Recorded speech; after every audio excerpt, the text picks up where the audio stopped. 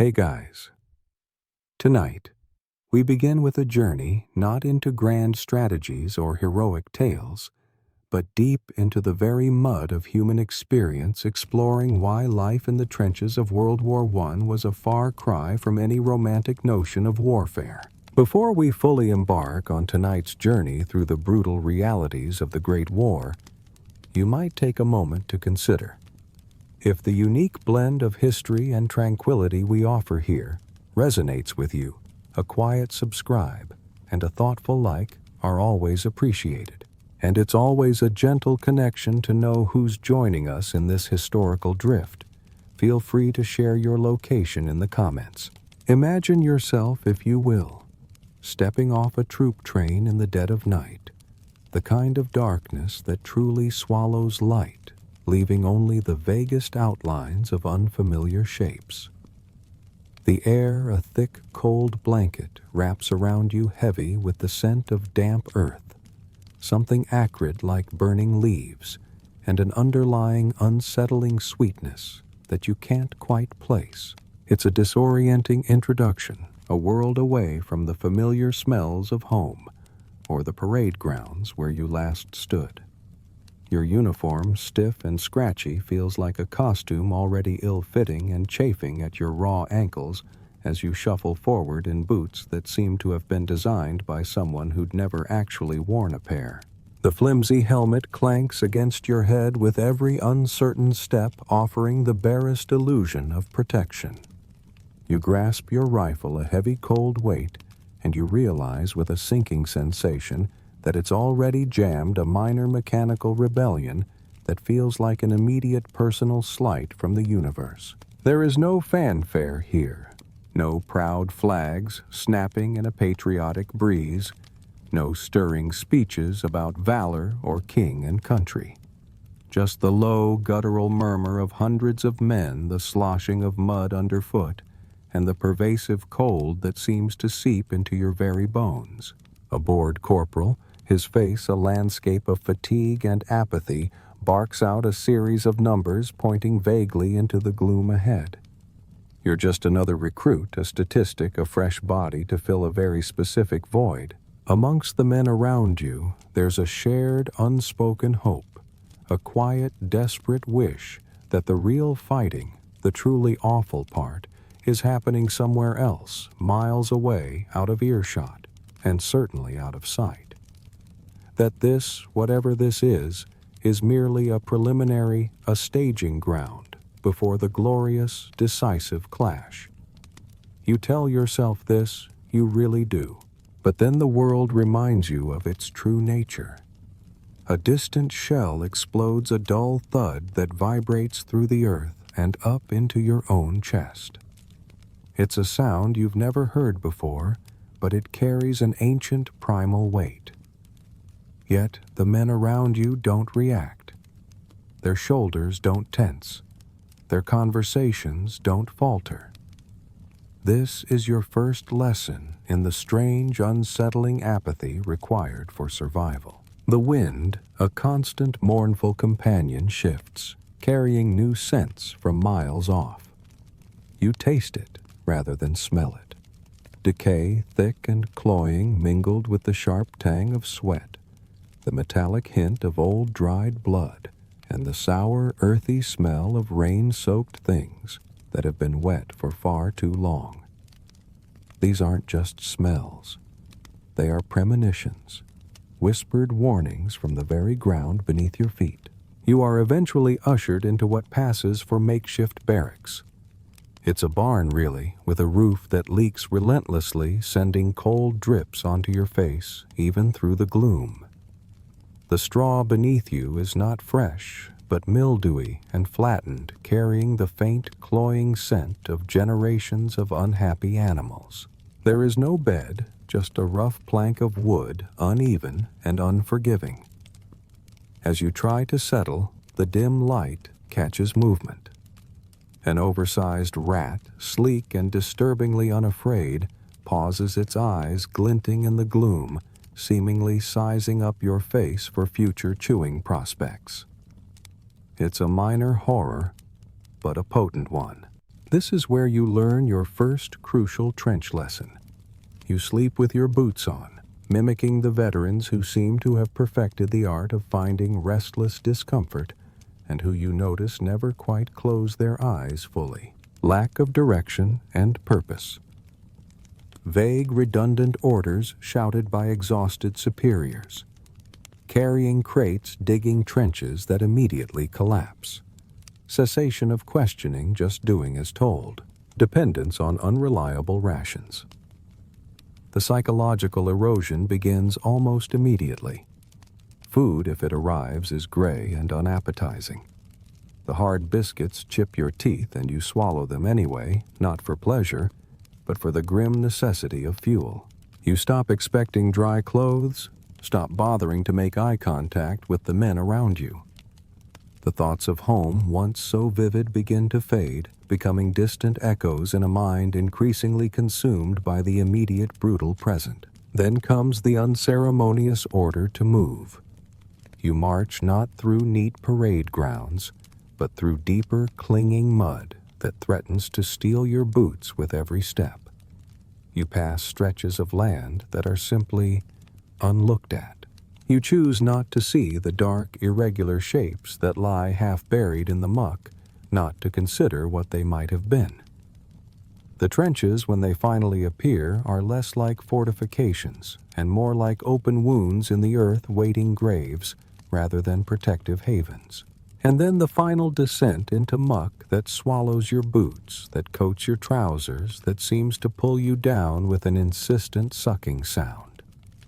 Here in this final clinging descent, any last flicker of optimism, any shred of the boy who boarded that train is finally gone. You are in it now, and it is in you. Your basic training, it turns out, was nothing more than an elaborate piece of theater, a deceptive pageant designed to give you the illusion of readiness. Its true purpose, you now understand with a grim clarity, was merely to ensure you died in uniform without tripping over your own feet.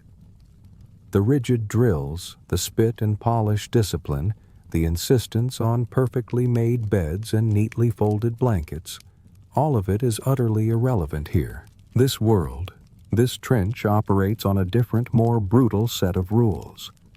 Your boots, once pristine, are disintegrating in the constant rain and pervasive damp, their leather cracking, their soles coming apart.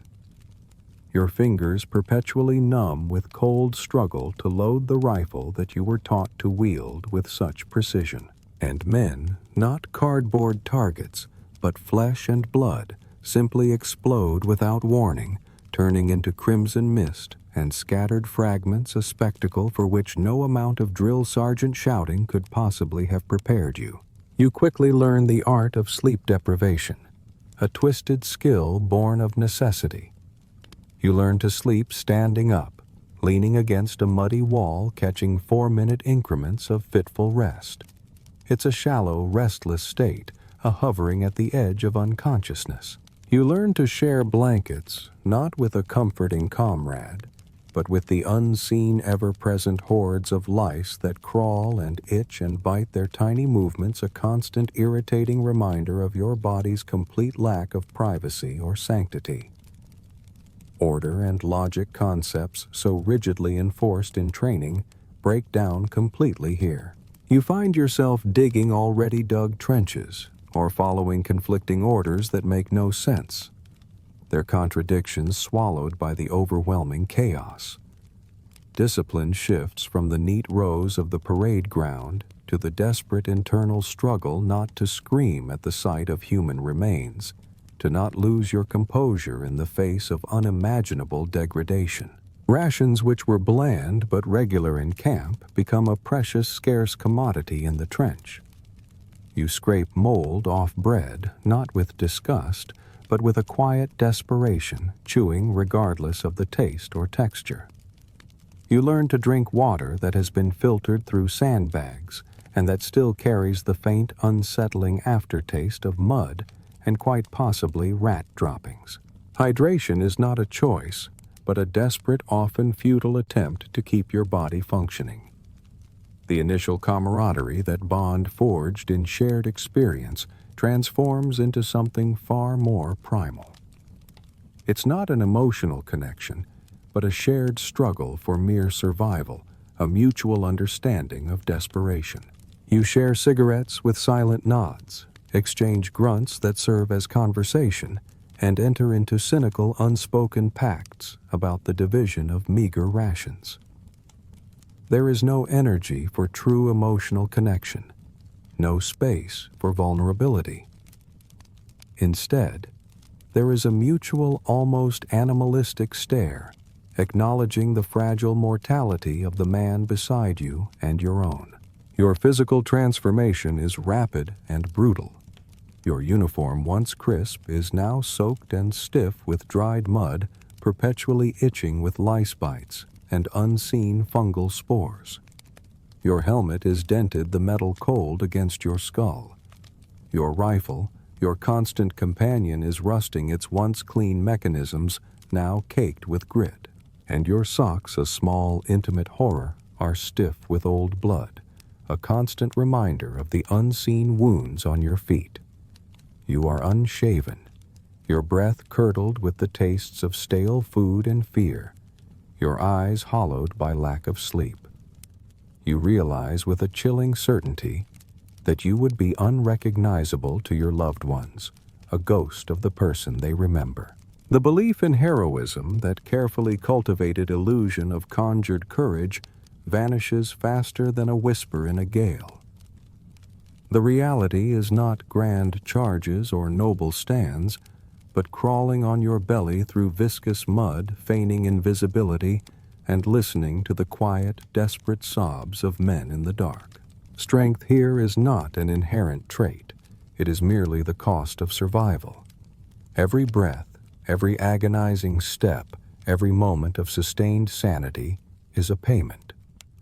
The worst is not a singular event, a moment of cataclysmic horror that passes. No, the trench is a constant, inescapable environment, a state of being rather than a temporary location. Your training, that carefully written script for war, is now discarded. You slog instead of march, you mutter instead of shout, and you find that the inability to stop, to simply cease moving, is the defining characteristic of this new terrifying existence.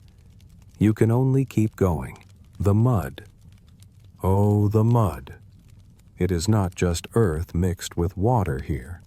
It is a sentient entity with depth, intent, and a malevolent personality all its own. This mud grabs at you, refusing to let go, a hungry, sucking embrace that promises to consume everything. It swallows your footing, claiming your boots with an insatiable hunger, and with them, a little piece of your hope. Every step is a gamble, a desperate negotiation with the earth itself. You witness men sink into it slowly, inexorably, their faces contorted in a silent scream before being hauled out if they are lucky, like quicksand victims coated in a thick brown, foul-smelling goo. The mud, you realize, keeps its own souvenirs. It holds on to bodies with a tenacious grip, preserving them in a grotesque embrace, a dark, hidden archive of human tragedy. Then there is the smell. It is an unforgettable, omnipresent entity, cooked over months, perhaps years, into the very fabric of the trench. It is the acrid tang of rot and decay, mingled with the cloying sweetness of human sweat, the sharp, metallic stench of feces, the burnt earth aroma of gunpowder, and the ever-present coppery scent of old blood. This smell clings to your clothes, seeping into your very pores, becoming an unshakable part of you. Your brain, in a desperate act of self-preservation, eventually gives up on conscious notice, tuning it out as a constant oppressive background. But your animal instincts, the deep primal parts of your being, scream danger, a constant low-level hum of alarm that never truly dissipates. You might not consciously smell it anymore, but your body remembers, and it screams. The trench has its own unique symphony of sounds, too. Quieter than the distant artillery, but far more disturbing in their intimacy. There's the incessant sloshing of boots through standing water, the ragged, wet coughing that seems to echo from every corner, and the maddening, constant drip of water from the leaking walls and overhead shelters. Men mutter often to themselves in a low, unintelligible drone that might be prayer or memory, or simply the shell-induced static of a mind stretched too thin. And then the sudden sharp silences. These are the most frightening moments of all, when the constant noise ceases and the mind is left alone with its own terrifying thoughts, waiting for the inevitable, for the next explosion, for the next scream, for the world to rip itself open again. Your living conditions are a testament to human endurance or perhaps human degradation. Your section of the trench is perhaps 6 feet long and 2 feet wide, a narrow, waist-deep channel of filth. The walls, ostensibly made of earth and wooden planks, are rotted and slick, covered in a verdant tapestry of moss, mold, and unknown slimy substances. You dig futile sumps, desperate attempts to drain the accumulating water, but the trench always returns to its original unsettling consistency, a kind of human soup, thick with the detritus of existence. Nothing, absolutely nothing, is ever dry. Your socks are perpetually wet, clammy and clinging, and your boots are even worse, becoming sodden heavy tombs for your feet. Every step is a squelch, a sucking sound that seems to echo the despair within you. Your hands become swollen and cracked, the skin peeling in unpleasant flakes, while your feet squish with every step, a constant sickening sound. It is here, in this relentless dampness, that you gain a profound, visceral understanding of the inevitability of trench foot. You witness it firsthand. A man, his face a mask of quiet agony, peeling a gray, putrefied layer of skin off his foot with his boot, as if shedding an unwanted skin. It is a sight that makes your own feet ache in sympathy, a silent promise of what awaits you. And then the rats. You meet your first rat, not as an intruder, but as a calm, entitled co-inhabitant.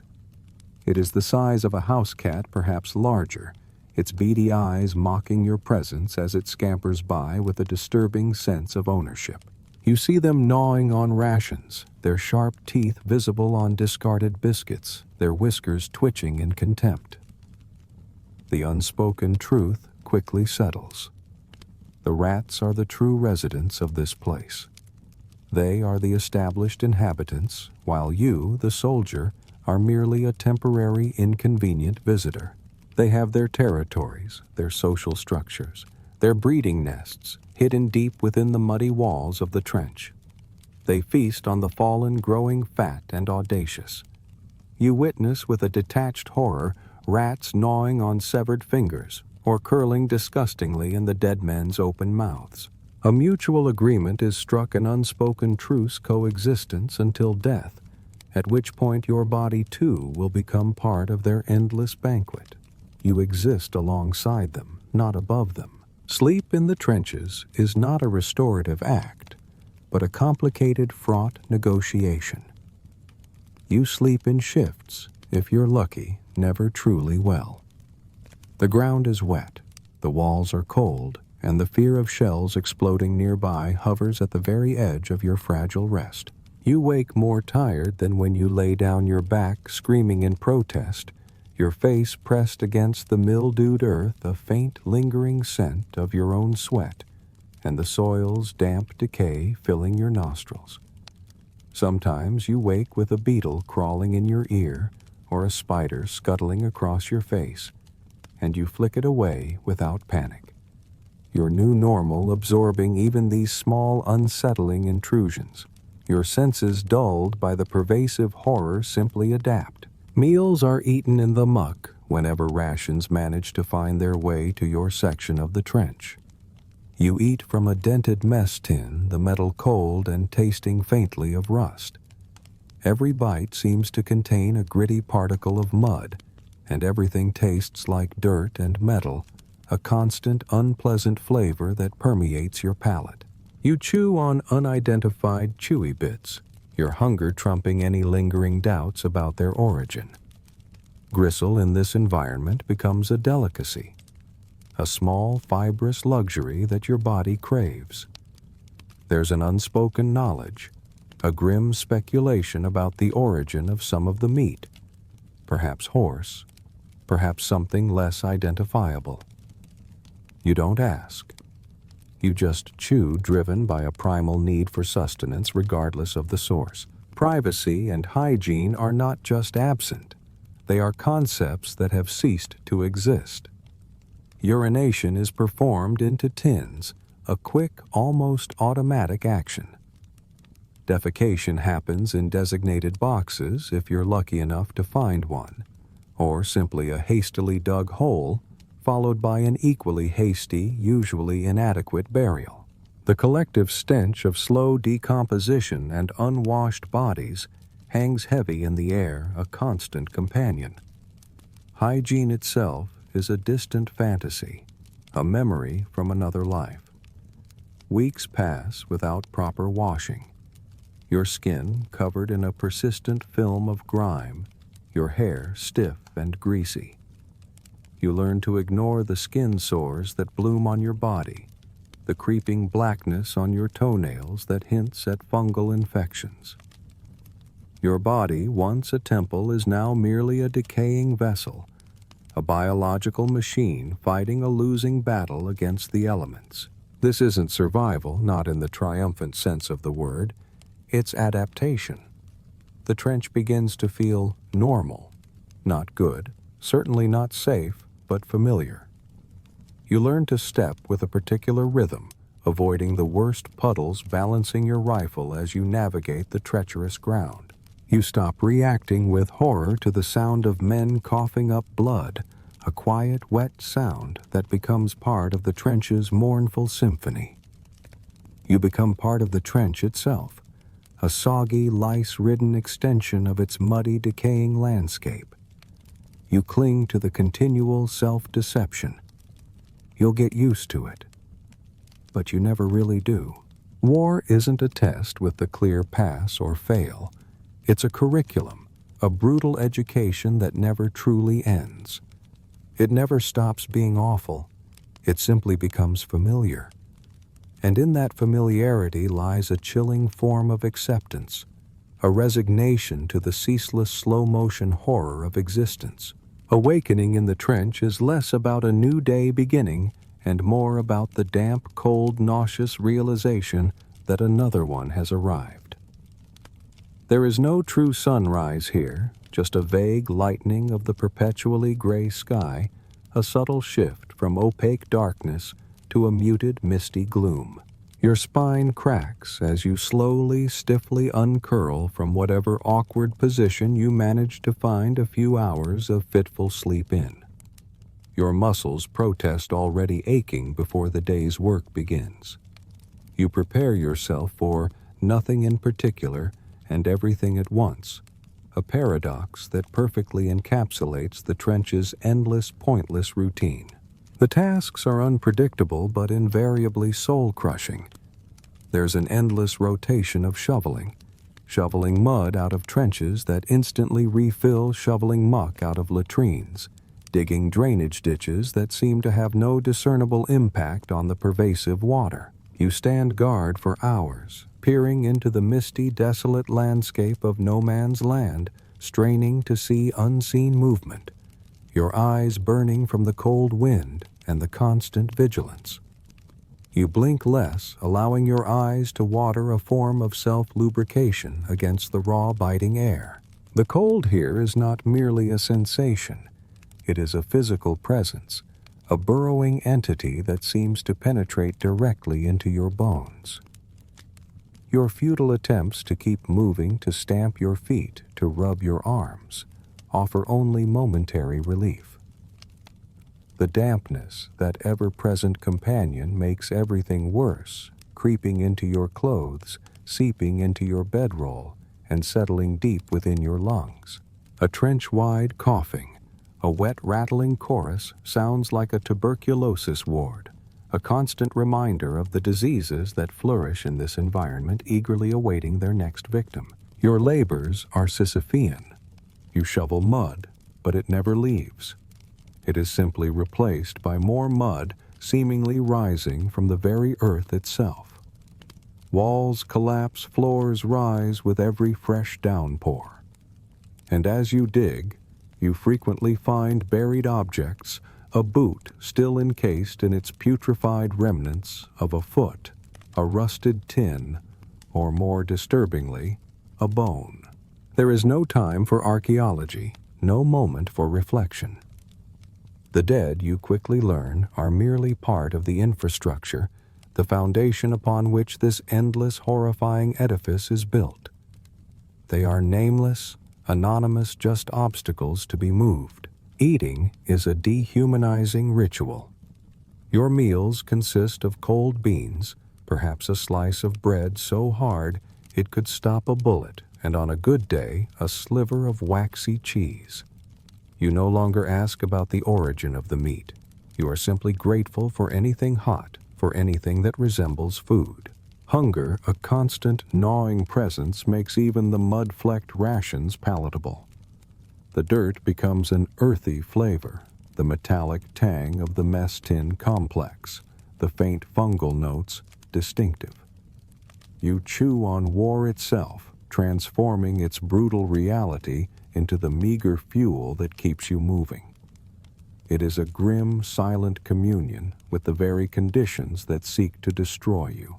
The latrine realities are as grim as any other aspect of trench life. It's usually just a hole in the ground, perhaps, with a precarious wooden plank across it, surrounded by a few sandbags for a modicum of privacy that is immediately negated by the smell. The stench alone is enough to blur your vision, to make your eyes water and your stomach churn. You balance precariously, always aware of your vulnerability, always fearing the sudden earth-shattering roar of a shell, choosing this precise, intimate moment to explode. There are stories whispered in the dim light of dugouts of men dying mid-squat, their final moments stripped of all dignity, their bodies swallowed by the very waste they sought to expel. Wiping is a crude affair often done with scavenged newspaper, or in moments of desperation, the rough fabric of your sleeve. Psychological deterioration isn't a dramatic breakdown, but a slow, creeping unraveling, like a thread pulled from a worn garment. You begin to notice the slack, pale faces of men around you, faces that look like wax figures devoid of animation. Some lapse into constant muttering their words, a stream of unintelligible nonsense. Others fall into days of profound, unsettling silence. You watch a man who once recited poetry with a vibrant passion now simply rock back and forth, his eyes wide and vacant, his lips twitching in a silent internal dialogue. You learn to avoid the corners of the trench, where madness seems to spread like a contagious mold, hoping to insulate yourself from its insidious reach. Artillery shelling is not an event, but a constant overarching threat, a brutal, unpredictable rhythm that dictates every moment of your existence. There's no true rhythm to it, no discernible pattern, and certainly no warning. Just the sudden earth-shattering roar, the ground heaving beneath your feet, as if the earth itself is screaming. Your body instinctively drops to the floor, curling into a fetal position, desperately trying to make yourself smaller to disappear. The trenches, you quickly learn, offer no real safety. You witness collapses, the walls dissolving into cascades of mud and splintered wood, burying men alive. The sound is all-encompassing, hitting your body like a physical fist, shaking you to your core. Dirt showers down on you, boards shift and creak, and the screams of men both living and dying become part of the horrific symphony. But the silence after a shelling barrage is often worse. It's thick, heavy, unnatural, and your mind immediately rushes to fill the terrifying void. This is where shell shock, as it would later be named, truly takes root. You twitch, you flinch at every unexpected sound, your heart races, even when nothing is happening. Your nightmares are no longer vague anxieties, but vivid, visceral replays of shells falling, waking you up, gasping for air, clutching your blanket like a bayonet. You learn to judge the range of the incoming shells by their sound, becoming an unwitting connoisseur of destruction, your ears finely tuned to the nuances of approaching death. When the shelling finally ends, there is no relief, only a fresh wave of dread. You know what comes next. The agonizing process of standing up, of beginning to dig again. You count heads, a grim tally patch wounds with what little you have, and sweep away gore trying to pretend that everything is fine. You look your comrades in the eyes, silently wondering who will be next. Your body betrays you. You drop things, you stammer. You forget simple commands. Some men lose the ability to speak, others scream when touched. Some simply stare, their minds irrevocably broken. Officers too often find themselves unable to cope, and men simply disappear, absorbed by the vast indifferent maw of the war. Joking becomes a grim coping mechanism, a way to acknowledge the absurdity of a world where even the gods seem to have abandoned the trenches. Shelling, in its relentless persistence, becomes a part of you, a rhythm, a constant backdrop to your existence. You stir your tea with trembling fingers while the ground shakes. You clean your rifle, its mechanisms caked with mud and rust, even as the earth trembles beneath your touch. You learn to speak in pauses, shouting between blasts, your conversations punctuated by explosions. It becomes normalized, expected. This integration of violence into your very being creates a lingering trauma that will follow you long after the war ends. A slamming cupboard door in a quiet kitchen years from now will send you diving to the floor. The silence, once a threat, will become a lullaby of sorts. You will know what others cannot, what they will never be able to truly comprehend, a knowledge that will forever isolate you. Trenchfoot. The very name carries a creeping rot within it. It begins with a numb, swollen silence, a lack of feeling from your ankles down a chilling premonition. There's an unspoken superstition about taking off your boots, as if doing so will confirm the worst, will somehow allow the horror to fully manifest. The water never truly leaves the trench, and your feet are in a constant state of marination, submerged in a cold, filthy broth. Your socks are always wet, clammy, and clinging, and your boots are even worse, becoming sodden, heavy tombs for your feet. Every step is a squelch, a sucking sound that seems to echo the despair within you. The skin on your feet begins to slough off, peeling in waxy, translucent sheets. Your toes turn a disturbing white, then a mottled gray, and finally the insidious blackness begins to creep in a sign of necrosis. The ineffective remedies are whispered from man to man, swapping socks, rubbing in precious whale oil, wiggling your toes in a futile attempt to stimulate circulation. Desperate measures are taken, cutting holes in your boots to try and let the air in, wrapping your feet in newspaper in a vain hope of insulation. You witness with a quiet, sickening horror a man's entire foot peel off with his boot, a silent, almost casual, "Oh," escaping your lips, a sound of resignation rather than shock.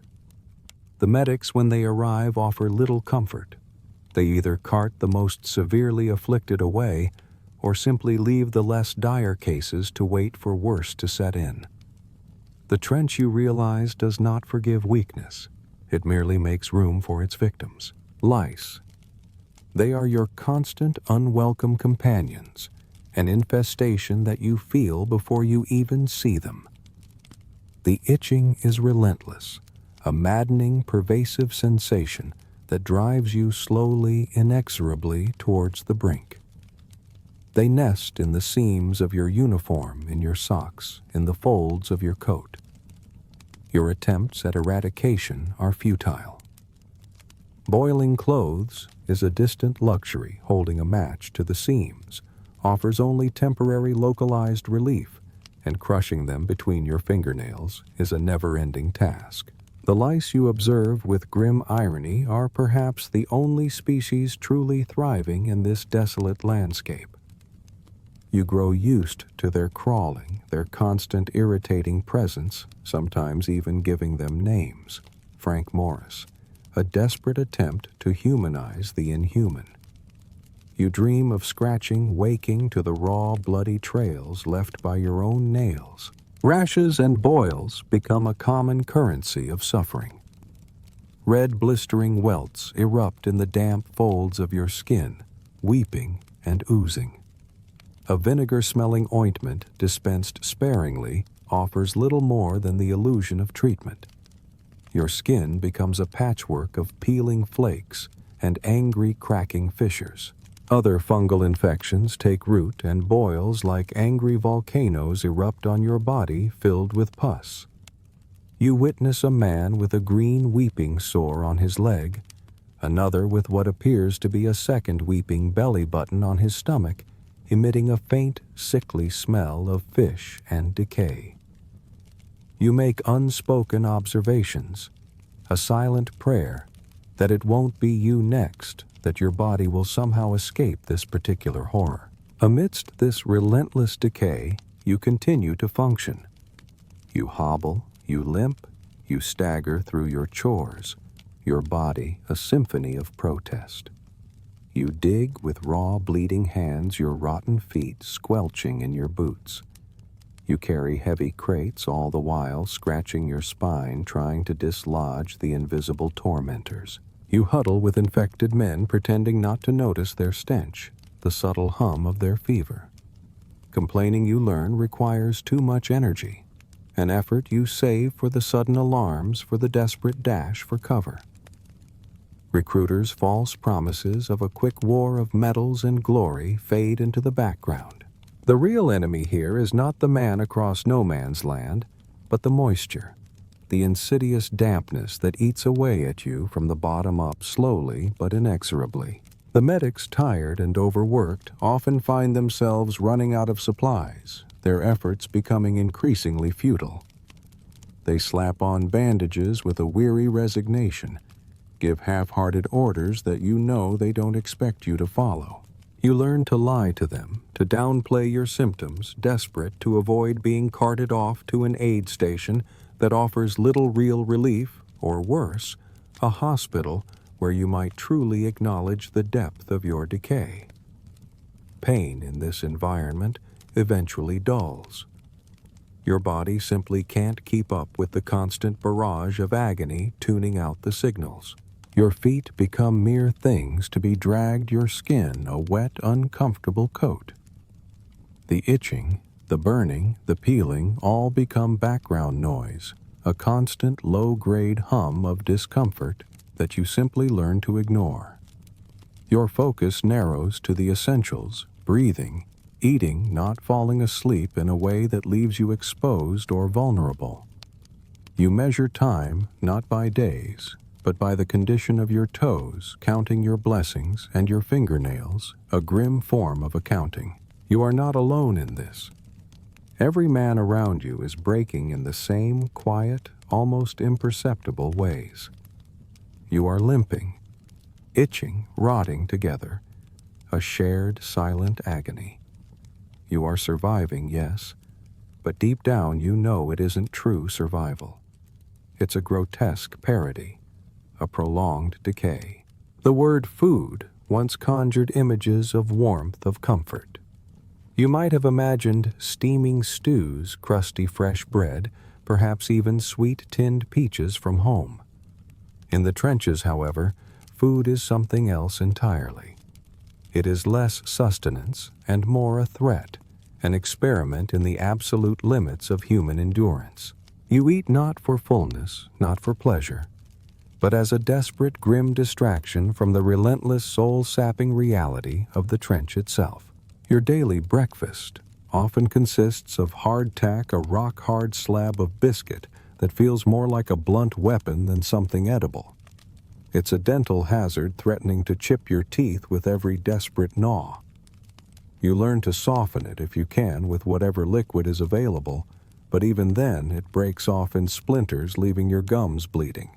It's the kind of food that even when consumed leaves you feeling emptier, more weary than before. Then there is bully beef, the ubiquitous, unidentifiable meat. It comes in greasy, congealed tins, trembling slightly as you pry them open.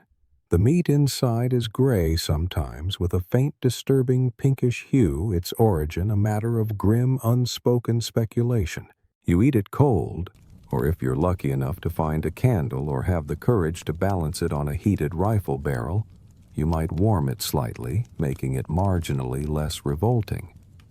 You chase it with dry bread or a cracker, often mixing it into an awful gritty slurry, anything to get it down. Stew.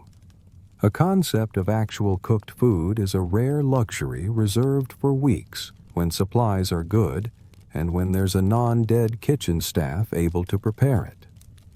These stews are boiled concoctions of leftover meat, canned vegetables, and whatever scavenged edible substances might have been found.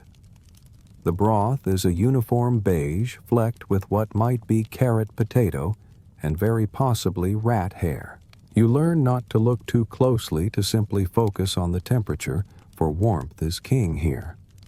You develop an internal vocabulary of lies you tell your stomach, convincing it that this is not only edible but desirable. Jam, on the other hand, is a fleeting joy, a brief sweet respite. It comes in small tins, plum apple, or some ambiguous mixed fruit concoction. It tastes like pure sugar, and regret a bittersweet memory of a world that no longer exists. You spread it thinly on your hardtack if you have any, or simply eat it raw, savoring each sticky mouthful. It is valuable, often bartered for tobacco, a temporary richness in a barren landscape. Tea is the constant. It is never quite right, its water tasting of mud and rust, brewed in a dented pot, stirred with whatever. It might be strong and murky, or just brown water with a dead fly floating on the surface, but you drink it regardless. Warmth is a currency here more precious than gold. You see men cry over a hot mug, a silent internal breaking that is strangely comforting in its raw humanity. A brief reminder of a not war that once was. Cheese is waxy and precious, typically a square yellow block that smells faintly of feet and despair. You carve it with your bayonet, eating it with the solemnity of a funeral, each bite a ritual. It crumbles, sticks to your teeth, and haunts your breath. Yet it is valuable for its fat and salt, rationed like gold, dreamed about in moments of quiet desperation. You find yourself ranking cheeses not by flavor, but by their ability to make you forget, however briefly, where you are. And then there are the unofficial stories, the dark whispers of the rat diet. Stories of desperate men skinning and cooking rats, dousing them in jam or salt to mask the taste. You hear them, and their plausibility increases with every passing day, every broken supply line. You find yourself looking at anything that moves with a different kind of hunger, a primal, unsettling curiosity born of absolute starvation. Spoilage is a given. Rusting tins, molding bread, bubbling meat. You scrape off the top layers and eat the rest. No food is ever thrown away. You witness a man calmly eat a sandwich that has fallen into a blood puddle, and you offer no judgment. Hunger trumps all. You experience constant weight loss, your belt tightening your uniform hanging loose on your frame. Your skin becomes pale and hollowed, and hunger gnaws at the edges of every moment. Your palate changes. Everything becomes edible, even the mud if it comes to that. You eat to continue to avoid the weakness that means death. The unending routine: tin biscuit, tea rot, mold, mystery, meat, jam, cheese, stew. You chew in silence rats, scurrying the burning smell of distant fires carried by the wind. You don't ask what's burning, you just chew. Mail call. It wasn't a schedule, wasn't a ceremony. It was the closest thing to religion in the trenches. A lone figure would appear, usually an officer or a quartermaster, a canvas sack slung over his shoulder. He'd begin calling out names, often mispronouncing them, sometimes calling out names of men who you knew with a quiet certainty were already dead. Yet you listened anyway, perched on the edge of your dugout, leaning against a muddy wall, waiting for the impossible, for your name to be called for a fleeting connection to the world you had left behind. And then the holy letter. You'd touch the paper before opening it, a delicate, almost reverent act, fearing that it might crumble into dust, its contents too fragile for this brutal world. The writing, familiar yet shaky, often too cheerful, would appear on the page. You'd read it slowly, savoring each word as if sipping a precious, scarce liquid. Your mother asking if you were warm, your sweetheart's declarations of love, a sibling's mundane recounting of a school day. Each sentence was a thread fragile but real, connecting you to a past self, to a life that seemed impossibly distant. You'd read every word multiple times until the ink seemed to bleed into your memory, until the paper itself felt infused with the presence of the writer. But then came the necessary lies. You always wrote back, even with numb, frost-bitten fingers, by the dim, flickering light of a candle, the ever-present rats scurrying just out of sight. You found scraps of paper, the back of a supply manifest, the inside of a cigarette tin, anything to bridge the gap. You couldn't tell the truth, not fully. Army rules forbade it, but more importantly, you didn't want to burden them, to drag them into the same mud you were drowning in. No one at home wanted to read about trench foot, about frostbite, about dying men. So you lied.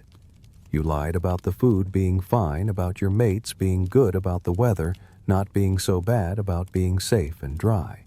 You ended with a hopeful promise of coming home soon, a declaration of thinking of family, a request to scratch the dog behind the ears. And then you folded and sealed the lie, a small act of mercy and self-preservation. This ritual, this constant exchange of writing, waiting, and reading, became a fragile but real tether to your past self. You lived for these exchanges, counting the days by letters, the weeks by replies. Months without mail brought a crushing fear. Had you been forgotten? Had your family simply ceased to be? You didn't blame them, understanding their inability to write. Sometimes you'd sit straighter, even when your name isn't called, trying to absorb the faint joy of others as they smiled at familiar handwriting. Packages, when they arrived, were treasure. Biscuits, often hard and stale, were passed around like communion wafers. Knitted scarves, rock-hard cakes, each item a tangible expression of love. You remembered a man crying over a pair of clean, dry, unscented socks, declaring it the most useful act of love he'd ever received. You understood why mail was hoarded, tucked away like armor against the relentless assaults of the trench. Words, you realized, mattered more than bullets. Sensors, unseen and omnipresent, read everything. Lines were blacked out, phrases removed. You mastered euphemism, learning to slip truths between platitudes. A bit rough meant vaporized. Your family mercifully didn't ask for details, and you were grateful for their silence.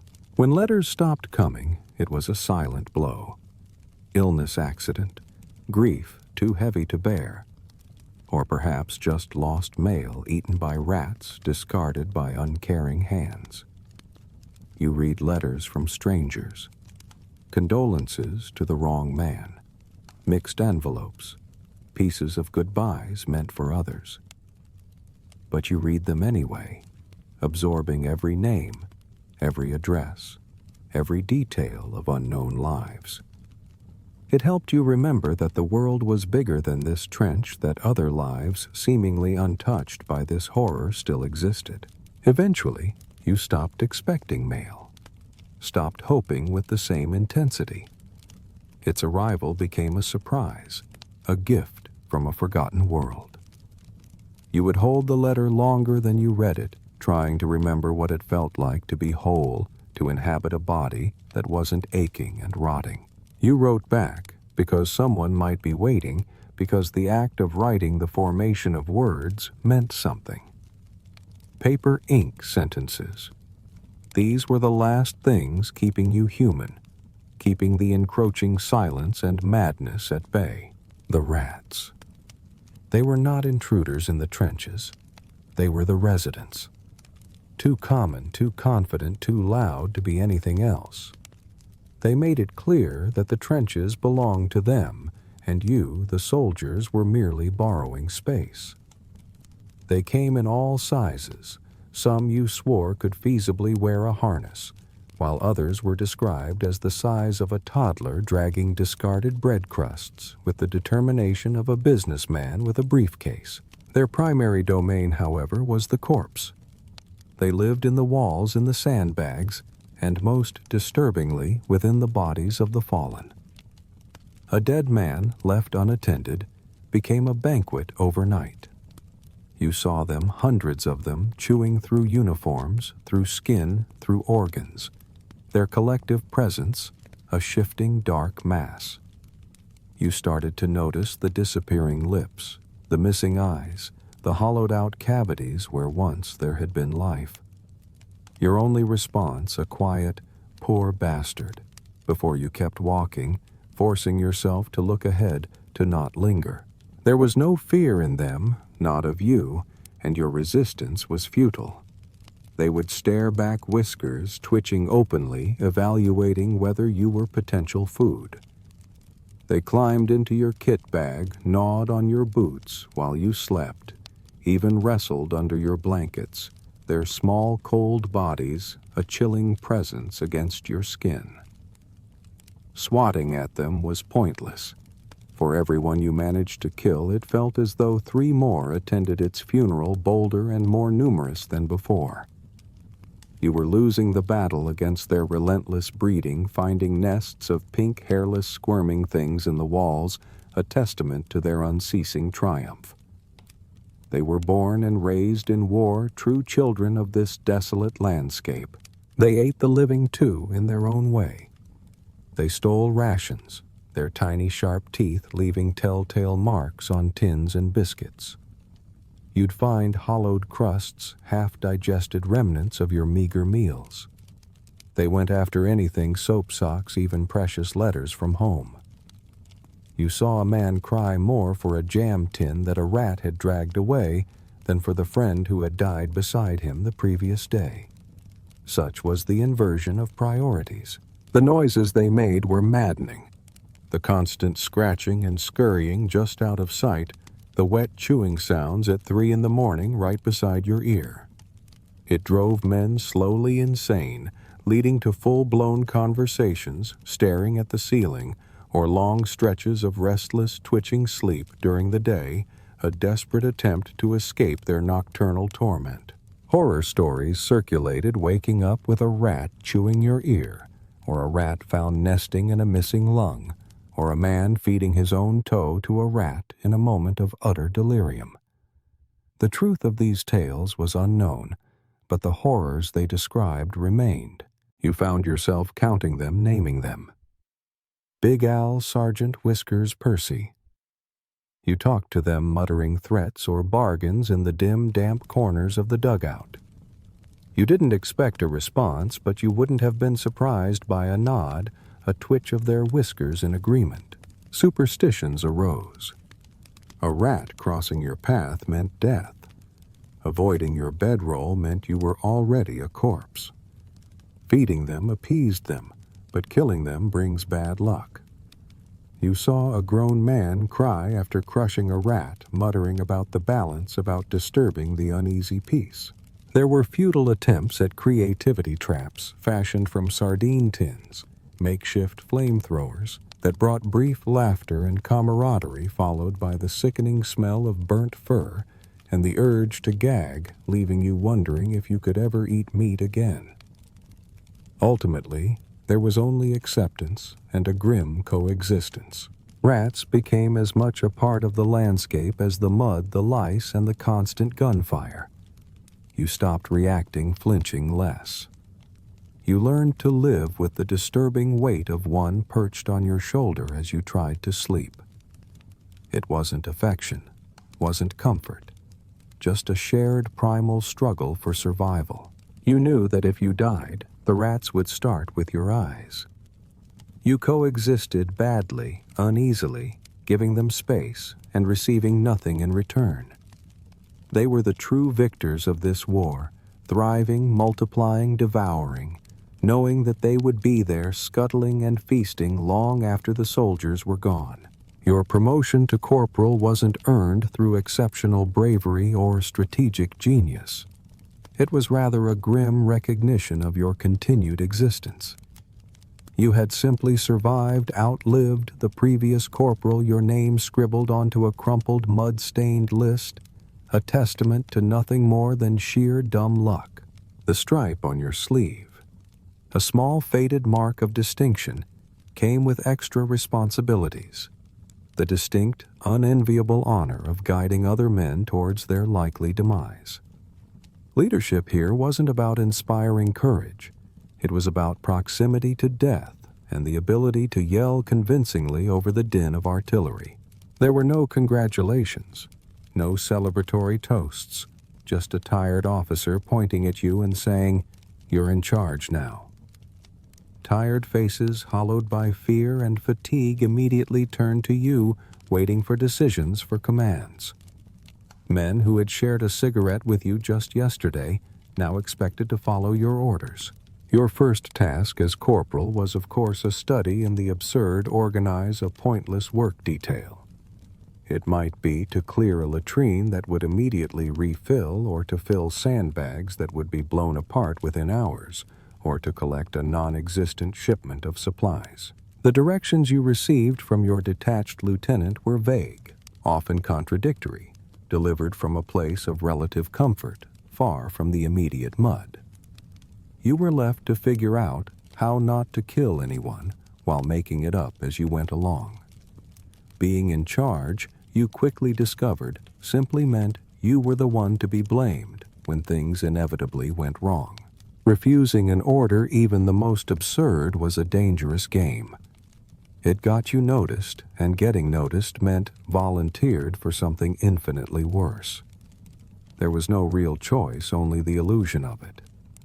You found yourself on supply runs through what could only be described as a muddy death field, exposed to sniper fire and random shelling. You inspected collapsed dugouts, knowing they were filled not just with earth, but with corpses and unexploded shells. Delegation often failed due to the sheer exhaustion of your men, leaving you to do half the jobs yourself. It wasn't nobility that drove you. It was a grim mathematical calculation. Fewer men meant more paperwork, and fewer men meant fewer letters home from you to explain why you were gone. Managing morale, or the distinct lack thereof, became another of your peculiar duties. The officer's concept of morale was largely limited to, don't let the men openly cry in public. You were expected to keep your men steady like some perverse combination of priest-teacher and stern mother. But these were men transformed into tired animals, twitching under constant stress.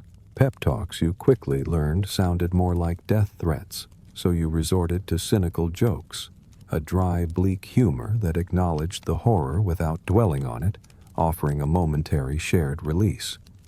You handed out extra cigarettes when you could, lied about the length of shifts, anything to provide a flicker of false hope. You started to see real fear, not the theatrical kind, but a quiet, settling dread like mold growing on a damp wall. It wasn't screaming. It was waiting, eating away at men from the inside. You forced yourself to look braver than you felt, knowing that your own composure was the last thin thread preventing your unit from cracking completely. Lies became part of the uniform, a necessary tool. The real cowards you discovered weren't the ones who wept, but the quiet men who lost their rifles, or those who simply didn't hear commands during an advance, a chilling, deliberate deafness. You recognized flashes of your own past cowardice in their eyes, and the grim dilemma of having to report them or simply look away, ruining men already broken beyond repair. Then came the unexpected burden of paperwork, casualty forms, supply requisitions, damage assessments. You scribbled in the muddiest handwriting imaginable, hoping the blanks wouldn't be noticed, that your inability to spell or account for every lost boot would be overlooked. You weren't trained for logistics. You were ankle-deep in sewage, starving, and perpetually exhausted. Sometimes you used your own blood as ink, a macabre detail that no one would ever notice. You remembered your pre-striped self, the frightened man prone to nightmares, and now you felt separate, exposed like a sandbag destined to catch the first bullet. You told yourself it was temporary, but others died or broke while you simply kept going. No one asked how you were holding up. It was a mutual understanding of liability. The less anyone knew about your internal state, the longer you might last. You didn't comfort crying men. You looked away, grateful for the detachment, understanding that emotional involvement was a luxury you could not afford. This wasn't bravery, just an inertia, a grim determination to keep the line moving. The trench dug the men breathing, if not truly living.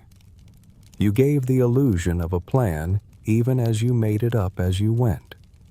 Leadership, you realized, was simply a matter of inertia. Whoever survived longest eventually made the rules. The word leave was soaked in possibility, in the almost forgotten promise of escape, of comfort, of a momentary return to humanity.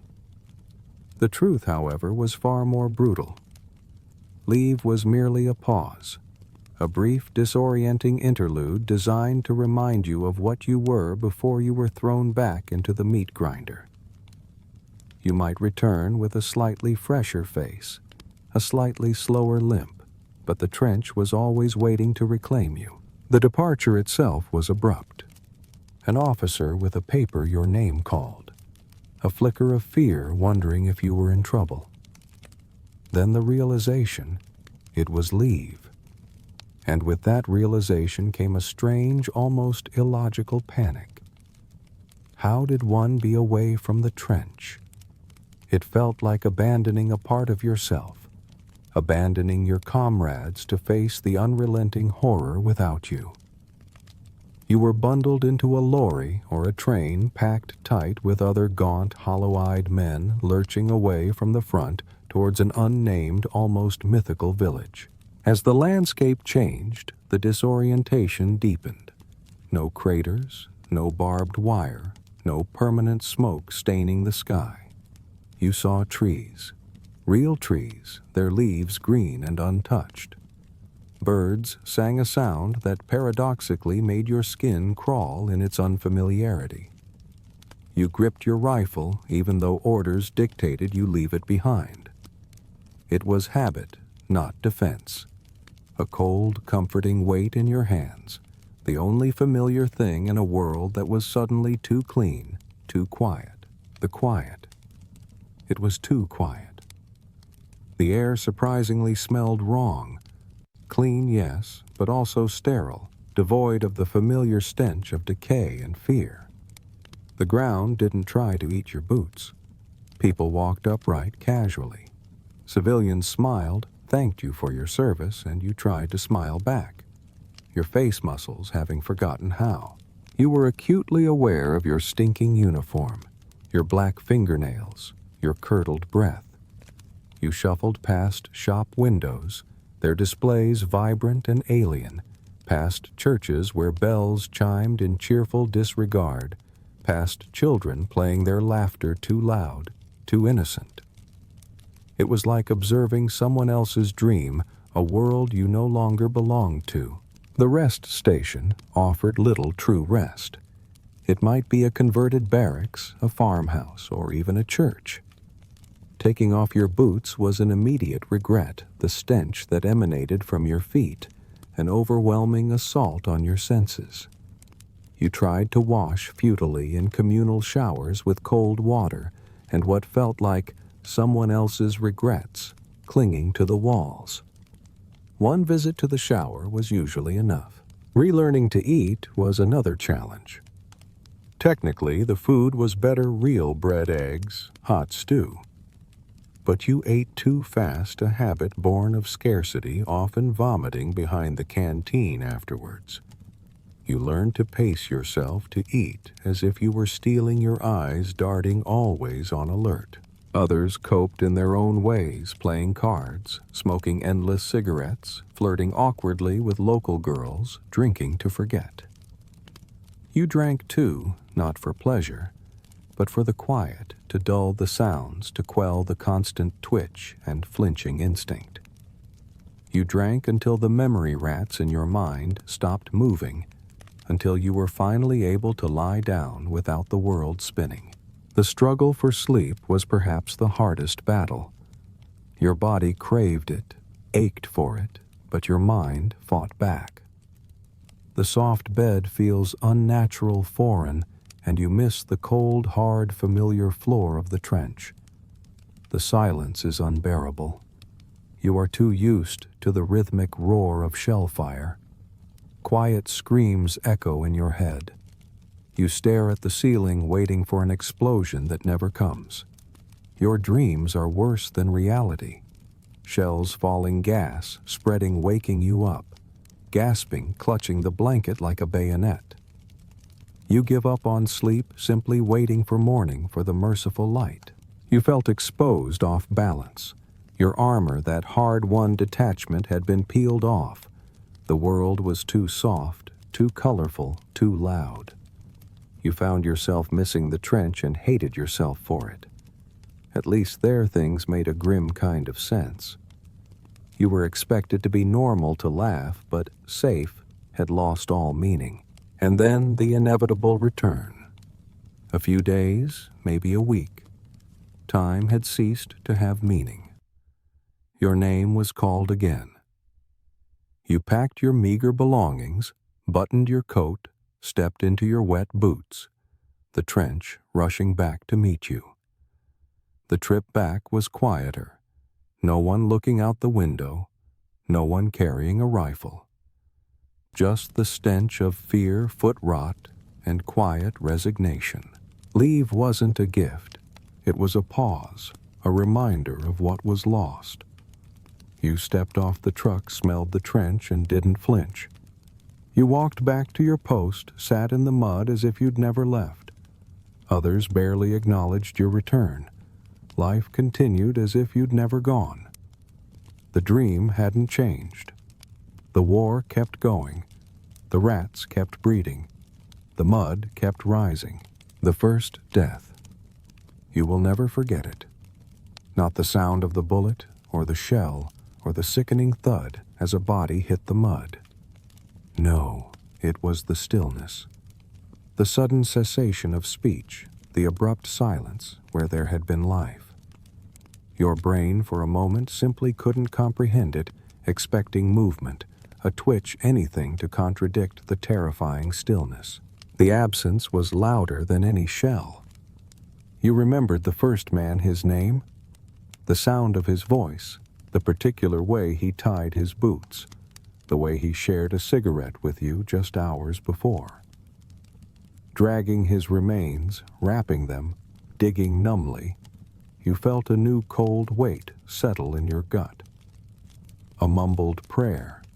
No eye contact, just a profound, unsettling silence. But it happened more often. A sniper, a random shell, an infection, a sickness.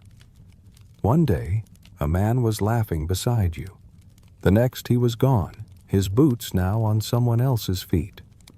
You stopped memorizing names, stopped asking about missing men. You assumed death, and it was a pleasant surprise if you were wrong. Waves of survivor's guilt would roll over you sometimes in the quiet of the night, your hand reaching for an empty bedroll, or when you realized you had an extra food ration. You didn't allow yourself to think, why it wasn't me, dismissing it as mere luck or timing, or perhaps even a perverse form of cowardice. All that mattered was the grim, undeniable truth. They were gone and you were still here. Instead of mourning, you adopted small, wordless rituals of grief. A boot placed upside down, a name scratched onto a trench wall that would soon crumble, a cigarette placed on a helmet left behind. These were unspoken acknowledgments, personal languages for grief that required no words, no tears. They helped you keep moving, for stopping meant dangerous thinking, meant allowing the horror to truly sink in. The dehumanization of bodies became a necessary coping mechanism. You stopped reacting to them, moving them as if they were mere objects, heavy, fragile, sometimes intact, sometimes not. You noticed missing parts with a detached clinical eye. You learned not to look at faces, for recognition hurt too much. It was easier if they were anonymous, just a weight to be buried. You learned to dig quickly, shallowly, marking graves with a stick, a helmet, or a piece of paper that the next rain would inevitably wash away.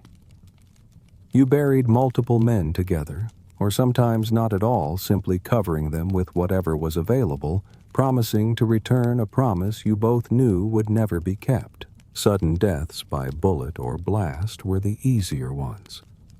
Most suffered.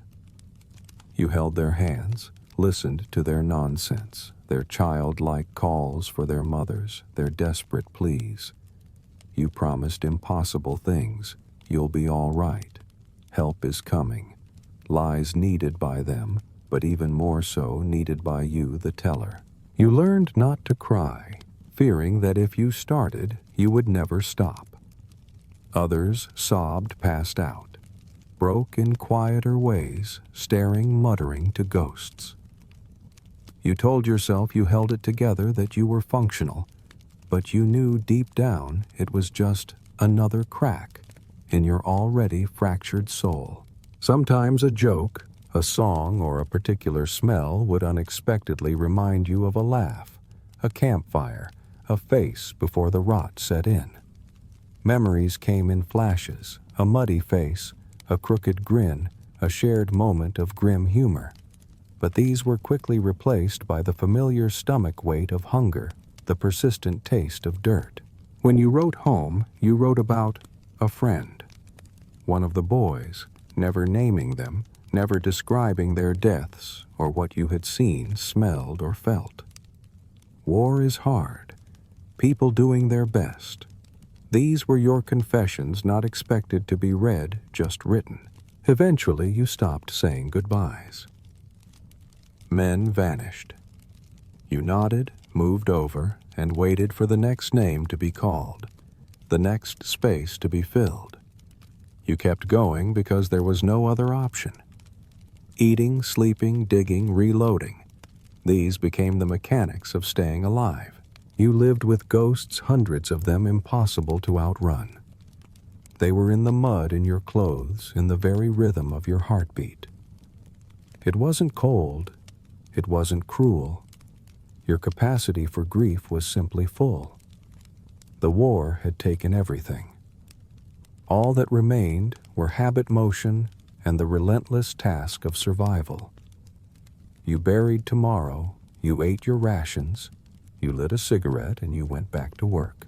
And then one day the unbelievable happened. It's over. The words spread like a whisper across the desolate landscape, fragile and impossible to fully believe. The shelling, that constant oppressive roar, simply stopped.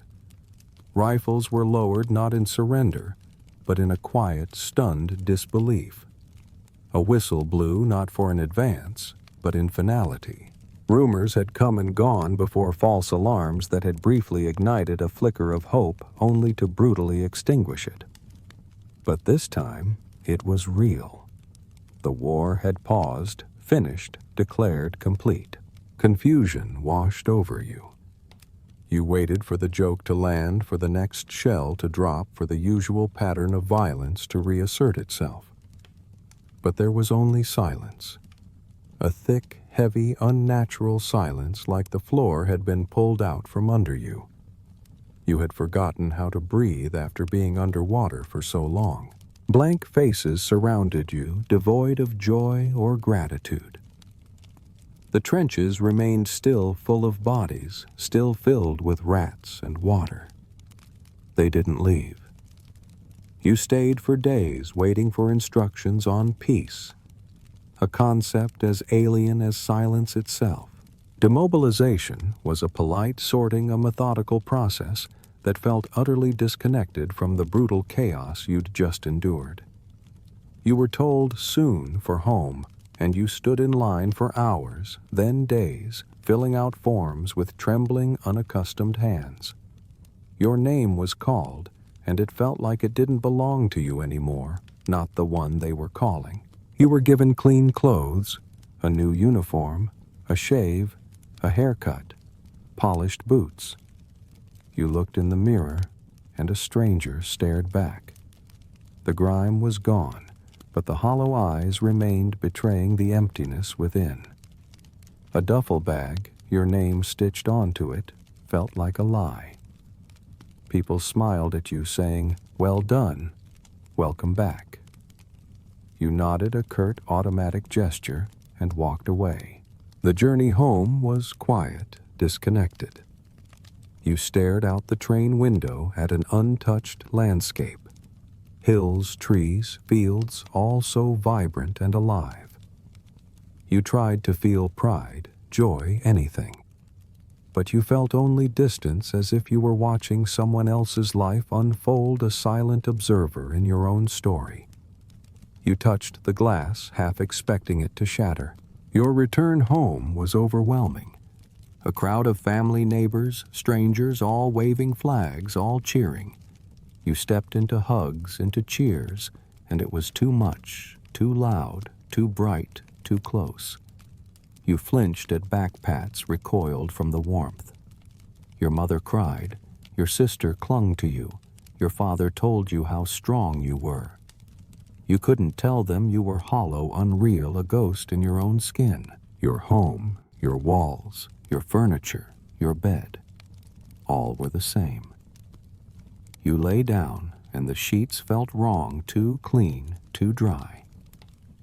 You stared at the ceiling, listening for sounds that never came, for the distant roar of shells, for the scurrying of rats. All you heard was the tick of the clock, smugly outliving your friends. You tried to return to routine eating meals at the table, walking to the store, repairing a fence. You answered questions, saying the right things. It was hard, but I'm fine. Glad to be home. You smiled, you even laughed, but there was absolutely nowhere inside. Lingering trauma, like a phantom limb, haunted your every waking moment. A door slam, and you were diving to the floor. Loud voices made you startle. The smell of cooking meat strangely made you flinch. You woke up choking on invisible gas, clawing at your throat, your sheets soaked with sweat. You didn't talk about it.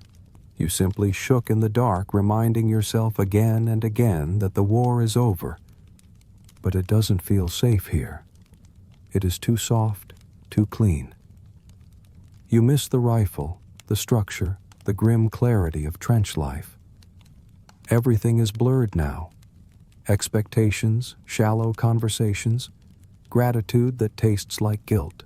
You couldn't tell anyone what it was really like. They wouldn't believe you, and even if they did, what would change? They didn't want to hear about the internals, the death, the childlike calls for mothers. So you said nothing, nodded, went back to your tasks. You stopped writing letters, stopped visiting friends, stopped going to public events. You couldn't stand the sound of bugles, the smell of fresh soil. Your medals lay in an unopened drawer, heavier than they should have been. People called you quiet, thoughtful, not realizing how hard you were trying not to speak, not to break. You didn't come home, you merely returned. Something was left behind, buried, burned, eaten by the silence. A part of you still crouched in that trench waiting. You tried to be present, grateful, whole. But most of the time you were just going through the motions. The war ended, but you didn't.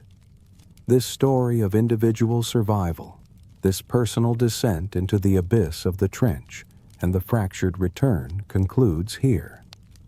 But the impact of the trenches, as we shall see, extended far beyond the minds of individual soldiers, forever scarring the very landscape and the collective consciousness of a generation.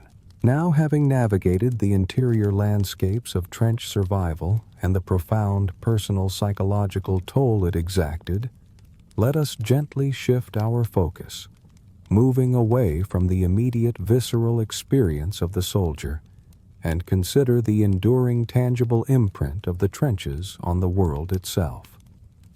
This is where the earth becomes a silent, solemn historian, holding secrets and stories within its layers, a chilling testament to a conflict that refused to be forgotten.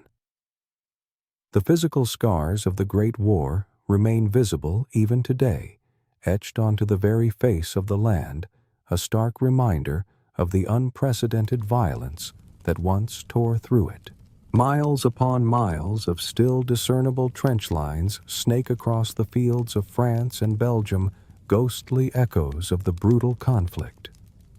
These are not merely depressions in the earth.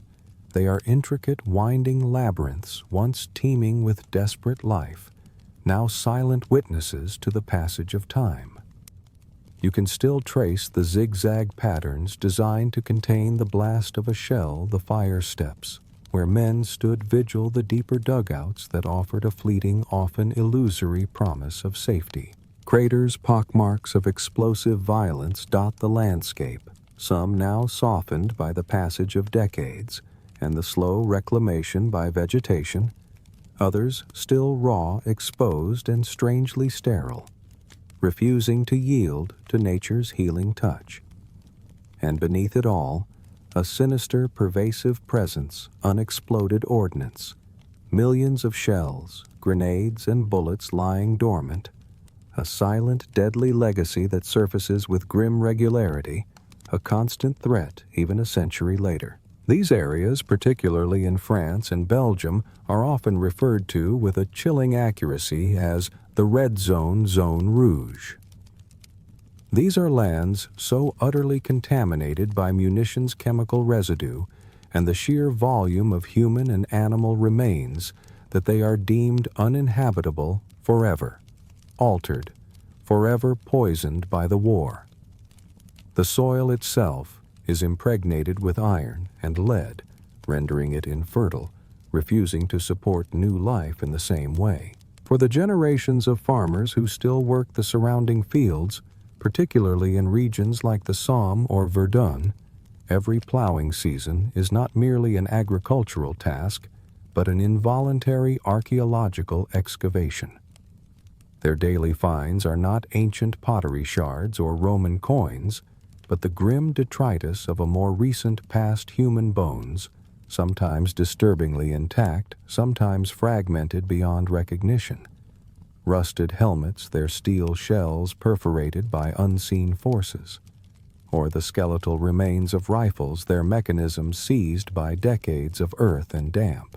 Each discovery is a poignant, uninvited reminder of the past, a silent accusation from the fallen, pulled from the earth's reluctant memory. Modern archaeology, far from focusing solely on ancient civilizations, has embraced the Western Front as a unique and invaluable site for understanding industrial warfare and its human cost.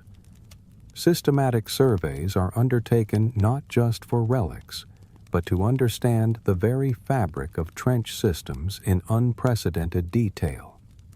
Forgotten dugouts are rediscovered, their timber shoring rotted, but their outlines still clear, revealing the cramped claustrophobic spaces where men ate, slept, and tried to preserve a semblance of sanity. Complex tunnel systems, often excavated by specialist tunneling companies that battled both the enemy above ground and the very earth beneath them, are mapped and explored, revealing a hidden subterranean war.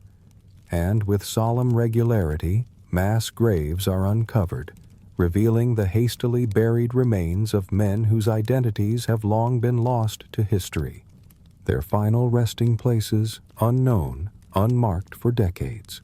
This annual ritual of discovery, often painstaking and dangerous, is known rather grimly as the Iron Harvest, the collection of millions of tons of munitions, shrapnel, and other metallic detritus brought to the surface by the plow. It is a unique form of preservation, unlike ancient battlefields, where the persistent mud, the sheer volume of debris, and the rapid burial of bodies and artifacts have created an almost unparalleled time capsule offering an uncensored glimpse into the realities of this conflict. But beyond the visible scars and the unearthed artifacts, there are the unseen remains equally profound in their silent persistence.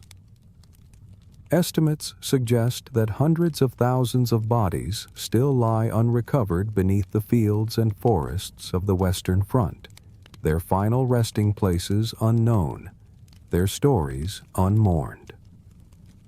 Forensic archaeology, utilizing advances in DNA analysis and the careful study of personal effects found on the remains, has made slow but steady progress in identifying some of these lost souls, bringing a measure of closure to families generations removed from the conflict. The very ground in this sense becomes a vast unmarked cemetery, a testament to the sheer unimaginable scale of human sacrifice. For many, these sites have become modern pilgrimage destinations. Visiting the preserved trenches, walking through the solemn cemeteries with their endless rows of white headstones.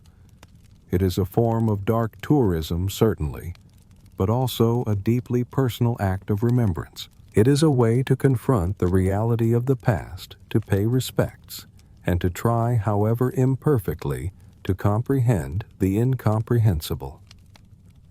The enduring landscape continues in subtle but profound ways to shape local life and memory, a silent, powerful monument to the millions who passed through its brutal embrace. Having considered the deep physical scars left on the earth, our journey now turns inwards to the equally profound and often invisible wounds carried by the men who survived the trenches, what came to be known as shell shock. In the early days of the war, and even for some time after, these profound psychological symptoms were met with widespread misunderstanding, often dismissed as mere cowardice, malingering, or simply a case of nerves. There was a prevailing, deeply ingrained belief that mental fortitude alone should be enough to overcome the horrors witnessed, a societal pressure that added immense layers of guilt and shame to the suffering soldier.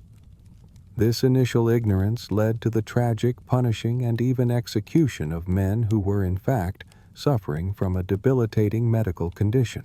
Yet, as the relentless grind of the war dragged on, and more men returned from the front, exhibiting alarming and inexplicable symptoms, a deeper medical understanding slowly, reluctantly began to emerge. Pioneering figures like Sigmund Freud, though not directly involved in trench psychiatry, contributed to a broader shift in understanding the mind's response to trauma. COVID-19 vượt quá 1.000 ký tự. The long-term societal impact of these invisible wounds was immense and far-reaching. A generation of young men, many in their prime, returned home fundamentally altered, scarred, not by shrapnel or gas, but by the relentless assault on their minds and souls. They became known by some as the damaged generation, their quiet suffering a stark, often hidden contrast to the triumphant narratives of returning heroes. The stigma associated with shell shock was devastating. Soldiers were often blamed for their own conditions, seen as weak or unmanly, and in many cases, They were institutionalized in grim, overcrowded asylums, or marginalized by a society that preferred to celebrate heroes rather than acknowledge the true hidden cost of their heroism.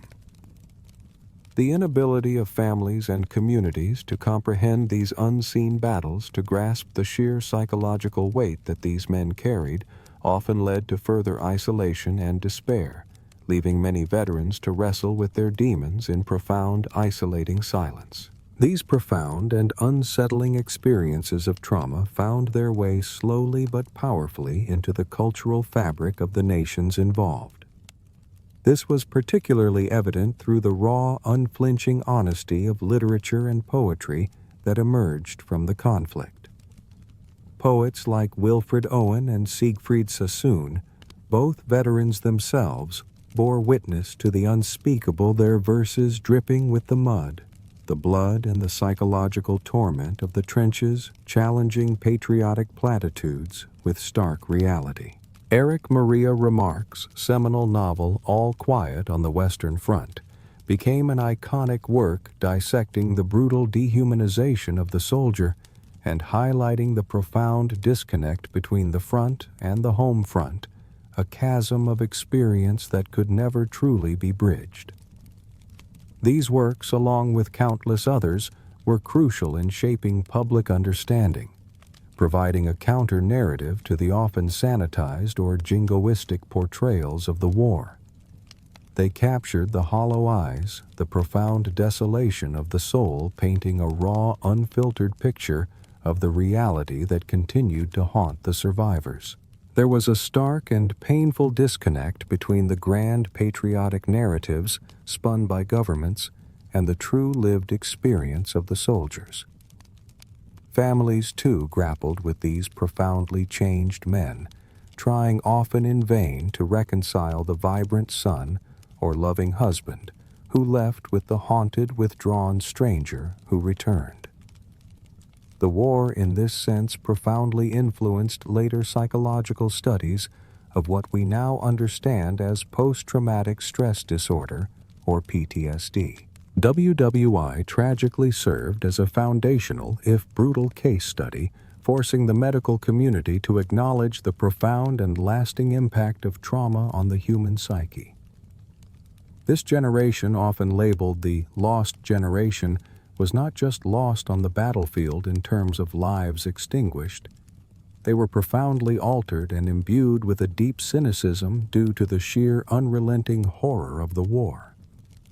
Their experiences reverberated for decades, shaping art philosophy and our understanding of the true incalculable human cost of global conflict.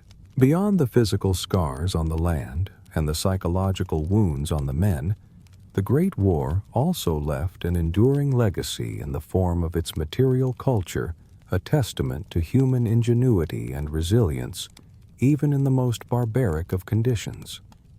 This is particularly evident in the phenomenon known as trench art, a poignant and often beautiful testament to creative adaptation. Soldiers faced with endless tedium, unimaginable stress, and the grim omnipresence of death often turned to making functional or decorative items from the very battlefield debris that surrounded them. Shell casings, shrapnel fragments, discarded ammunition, and even airplane aluminum were transformed into objects of meaning. The purpose of trench art was manifold. For many, it served as a desperately needed distraction, a way to focus the mind on something other than the constant threat of death or the pervasive discomfort. The repetitive, intricate work of engraving a shell casing or meticulously shaping a piece of metal could be meditative, a brief escape into a world of order and creation amidst overwhelming chaos. For others, it was a coping mechanism, a way to process the trauma by transforming the instruments of destruction into something meaningful, even beautiful. Imagine the subtle irony of turning a spent bullet designed for killing into a meticulously crafted ring worn as a symbol of remembrance. The range of trench art was surprisingly diverse. Empty shell casings were meticulously engraved with regimental badges, names, dates, or scenes from the front lines, often depicting soldiers, tanks, or patriotic symbols. These became ornate vases, pen holders, or even crude lamps when fitted with wicks. Shrapnel was hammered into paperweights or small decorative pieces. Rings were fashioned from the aluminum of downed aircraft, or from discarded buttons often adorned with simple designs or initials.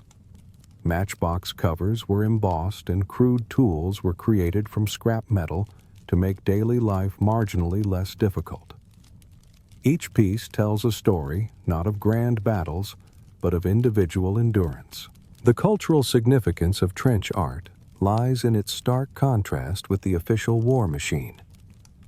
While the factories of nations churned out weapons of mass destruction on an industrial scale, these individual soldiers in their muddy holes demonstrated a quiet, defiant act of human creativity and resilience. It was a tangible expression of individual agency against the backdrop of impersonal mass industrial warfare. These objects were sent home as gifts, cherished mementos for loved ones, proof that the soldier still existed, still possessed a spark of humanity amidst the dehumanizing conditions. They served as a form of communication, telling a silent story that words often failed to convey a tangible piece of the impossible existence. Beyond these individual creations, the trench experience also birthed an enduring iconography that has permeated our collective memory of the war. Visuals of the trench, with its ubiquitous barbed wire, the clinging, inescapable mud, the haunting image of gas masks, and the specific uniform details have become universally recognizable symbols of the Great War. This imagery has profoundly impacted how the war is portrayed and reinterpreted in film media and even modern games, often becoming shorthand for the entire conflict. The unknown soldier emerged as a powerful universal symbol of collective anonymous sacrifice, representing the countless individuals whose lives were lost and whose remains were never identified. Monuments to the unknown soldier stand in capitals around the world, places of solemn pilgrimage and national remembrance. And perhaps most enduringly, the poppy, with its vibrant red contrasting against the stark white of gravestones, became a global symbol of remembrance.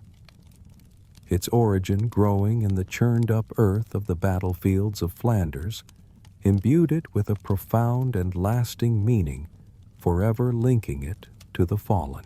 Museums and memorials, from the imposing structures at Verdun to the humble local cenotaphs, play a crucial role in shaping collective memory and understanding of the Great War, ensuring that the total war experience, its horrors and its lessons, are never truly forgotten, but continue to resonate in the quiet corners of our historical consciousness. As we delve deeper into the lasting legacy of the Great War, it's impossible to ignore the profound questions and ongoing debates that continue to surround it.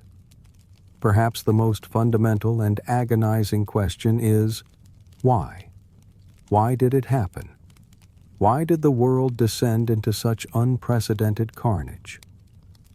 Historians, politicians, and philosophers have debated its origins for over a century, offering a complex tapestry of contributing factors. Was it the relentless pursuit of imperial expansion, where great powers jostled for control of territories and resources, creating a tinderbox of global rivalry?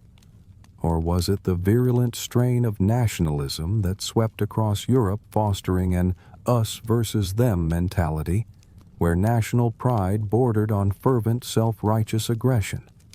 And then there were the tangled webs of alliance systems, intricate defensive pacts that ironically were designed to prevent war, but instead served to drag nations into conflict like dominoes falling after the first push. Beyond these grand theories, there's the more nuanced argument about the role of human fallibility. the devastating impact of miscalculation and limited communication among leaders in the fateful summer of 1914. Diplomatic channels, once robust, seemed to falter, their messages muddled or misinterpreted amidst a climate of escalating tensions. The failure of traditional diplomacy, the inability of political leaders to de-escalate the crisis through negotiation and compromise, stands as a stark warning from history. It begs the question, could a different turn, a different word, a different hand extended have averted the catastrophe? These questions continue to be explored not just in academic texts, but in the quiet reflections of those who seek to understand how humanity could allow such a horror to unfold. And once it began, the next agonizing question arises, how did it last so long? The war quickly devolved into a stalemate of trench warfare, a brutal static conflict utterly unlike anything predicted. The rapid technological advancements of the late 19th and early 20th centuries, particularly the devastating effectiveness of the machine gun and modern artillery, far outpaced any tactical innovation. Commanders steeped in the doctrines of rapid movement and decisive battles were ill-equipped to break the deadlock. Charge after charge resulted in catastrophic losses, only to leave the front lines barely shifted the mud, absorbing the blood of millions. The logistical challenges of sustaining millions of men on a static front were immense. Feeding, clothing, arming, and transporting supplies to armies numbering in the millions required an industrial effort on an unprecedented scale, transforming entire national economies. Yet, despite the staggering human cost, the political will to continue seemed almost unbreakable. Governments caught in a cycle of nationalistic fervor and fearful of admitting defeat or seeking a compromise that might be perceived as weakness, relentlessly committed more men and resources. Propaganda played a crucial, insidious role, relentlessly demonizing the enemy, glorifying sacrifice, and maintaining public support for a war that was rapidly draining the lifeblood of nations. It was a vicious cycle of attrition sustained by political stubbornness and a horrifying inability to conceive of an alternative. Finally, we grapple with the ultimate question, the human cost and its true value. This leads to the futility debate. A profound philosophical inquiry: was the immense sacrifice of millions of lives truly worth the outcome?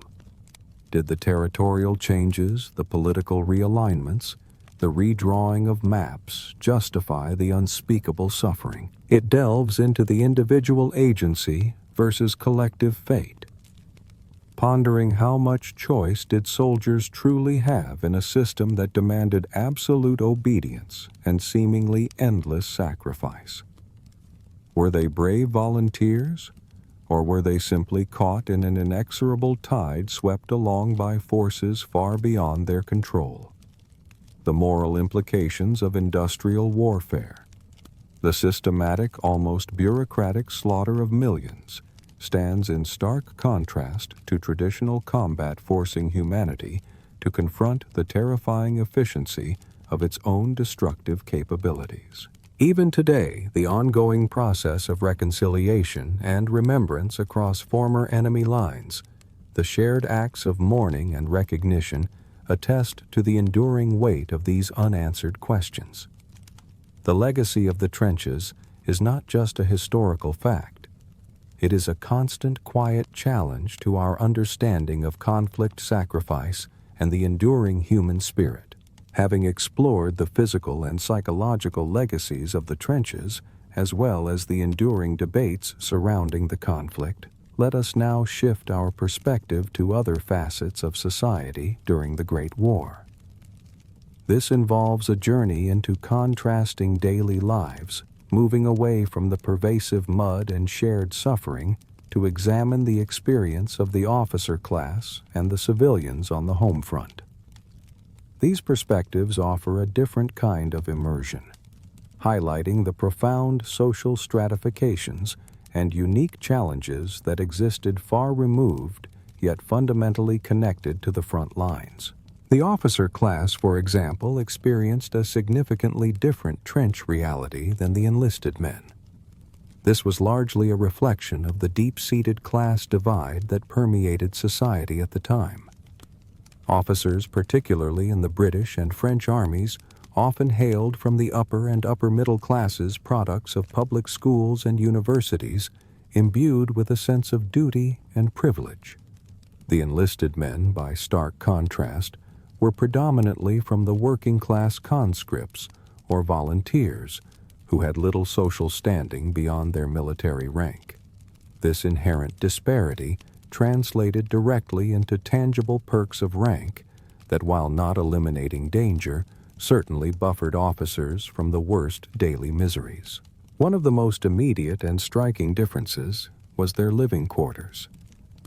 While common soldiers burrowed into shallow, often collapsing mud holes, officers frequently had access to better constructed dugouts. These were often deeper, more weatherproof, shored up with stronger timbers, and sometimes even boasted rudimentary furniture, a cot, a small table, and even a stove or a makeshift fireplace, offering a precious source of warmth in the perpetual damp. Imagine the stark contrast, a private huddled shivering in the mud, while an officer perhaps just yards away enjoyed a flickering fire and a slightly less bone-chilling sleeping arrangement. Rations, too, reflected this hierarchy. While the enlisted man gnawed on hardtack and endured bully beef, officers often had access to better quality and greater quantity of food. This could come from personal supplies sent from home-tinned delicacies or through a more prioritized distribution system from the rear. Alcohol, particularly whiskey and rum, was more readily available to officers, providing a different kind of escape from the psychological pressures of command. And perhaps most notably, many officers had personal servants known as batmen, enlisted men specifically assigned to assist them with personal duties. These batmen would clean uniforms, prepare food, run errands, and perform countless small tasks that provided an immediate crucial buffer, shielding the officer from the most degrading and time-consuming aspects of daily trench life. This allowed officers to focus more on their tactical duties and less on the relentless struggle against lice and mud. Hygiene, a fantasy for the common soldier, was also more attainable for officers. They had more frequent opportunities for bathing, often at base camps, located safely behind the immediate front lines, access to clean clothes, and even the occasional barber service. While not luxurious, these small comforts provided a relative degree of privacy and cleanliness that was entirely absent for the rank and file. Mail, that lifeline to home, was also often better prioritized for officers, and sometimes more frequent and reliable, ensuring their connection to the world beyond the wire remained stronger. These seemingly small advantages, accumulated over weeks and months, created a vastly different lived experience, a subtle yet profound chasm in the shared ordeal of the trenches. While officers certainly enjoyed a more buffered existence at the front lines, their roles also brought unique burdens and psychological stresses that often contrasted with those of the enlisted men. Though many senior officers spent significant time away from the immediate front line in chateaux or more comfortable quarters known as chateaux de guerre, junior officers, lieutenants, and captains were very much in the thick of it, leading charges, undertaking dangerous reconnaissance, and sharing the daily perils of the forward trenches. However, even for those at the sharp end, the concept of behind the lines and rest camps took on a different meaning for the officer class. For officers, there were specific establishments known as officers' clubs, often located in nearby towns or converted country houses. These were places designed to maintain a semblance of civilian life, a fragile bubble of normalcy. Here, officers could access amenities like better food, a more reliable supply of alcohol and recreational activities. Formal dinners and social events, complete with white tablecloths and often a piano, were not uncommon, even surprisingly close to the front. These gatherings were an attempt to maintain social cohesion, to reinforce the class structure, and to provide a psychological escape from the grim realities they were tasked with managing. It was a strange juxtaposition discussing tactical movements over a glass of port, knowing that mere miles away men were drowning in mud. Beyond these social aspects, officers often had access to better medical care. While casualty clearing stations treated all ranks, officers generally received priority treatment and were evacuated more quickly to better equipped hospitals further behind the lines, increasing their chances of recovery from wounds or illness. This was a pragmatic decision by the military command, recognizing the value of trained leadership, but it also highlighted the inherent inequities of the system. However, the burden of command carried its own heavy psychological toll. While physically less deprived than their men, officers carried immense responsibility for their soldiers' lives. They were the ones who had to give the orders to advance to send men over the top into certain death, often witnessing the immediate brutal consequences of their decisions. The guilt, the moral injury of being directly responsible for such carnage, was a unique form of shell shock that plagued many officers for decades after the war. This constant agonizing decision-making under unimaginable pressure, coupled with the knowledge of the human cost, created an invisible weight that few could truly comprehend. Adding to this was a pervasive sense of isolation. The social barrier between officers and men, reinforced by rank and protocol, often limited true camaraderie. While there might be respect, even affection, a genuine emotional bond was rare, as officers had to maintain discipline and distance. This isolation was compounded by the grim necessity of maintaining order and chillingly punishing dissent. Officers were often forced to oversee the discipline and sometimes even the execution of soldiers for desertion or perceived cowardice acts that scarred their own consciences deeply. This gave rise to profound contradictions and ironies. The officer who could still shave, wear a relatively clean uniform, and eat decent food, while his men rotted in the mud, was a living embodiment of the war's class divide. The perceived gallantry of officers leading from the front, a romanticized image, often clashed with the pragmatic realities of command from dugouts where difficult decisions were made with maps and pencils far from the direct fire. This dichotomy created a unique tension within the officer corps itself. The post-war experiences and opportunities for many officers, particularly those from privileged backgrounds, also contrasted sharply with the struggles faced by the rank and file, further cementing the social gap that the war had in some ways both highlighted and exacerbated. Their survival, too, came at a cost, but it was a different kind of burden, a different shade of trauma. Having explored the contrasting experiences of the officer class, let us now turn our gaze far from the battlefields and the trenches towards the home front. This is the realm of civilians, a world often perceived as entirely separate from the brutal realities of combat, yet it was fundamentally intertwined with and profoundly shaped by the war effort. Daily life for those at home was transformed by the conflict, demanding sacrifices that, while different from those at the front, were nonetheless pervasive and deeply impactful. One of the most immediate and tangible impacts was rationing. Food, clothing, fuel, essential commodities that had once been taken for granted, became scarce and meticulously controlled.